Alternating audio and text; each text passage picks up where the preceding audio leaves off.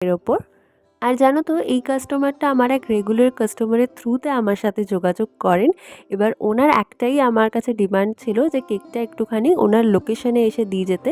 মানে উনি এয়ারপোর্টে কাজ করেন এবং এয়ারপোর্ট থেকে আমার বাড়ির ডিস্টেন্সটা বেশ অনেকটাই। কিন্তু সচরাচর কেকের ডেলিভারি আমি খুব একটা করি না, কারণ কেকটা খুব ডেলিকেট একটা জিনিস, ওটার দায়িত্ব আমি নিতে চাই না একদমই। কিন্তু যদি খুব এমার্জেন্সি থাকে তাহলে আমি অবশ্যই করি। তো ওনার কথা অনুযায়ী আমি ডেলিভারি করতে রাজি হয়ে গেছিলাম, কিন্তু লাস্ট মোমেন্টে ওনার কিছু কাজ পড়ে যায়, যার জন্য উনি তাড়াহুড়ো করে আমার লোকেশনে এসেই কেকটা নিয়ে যান।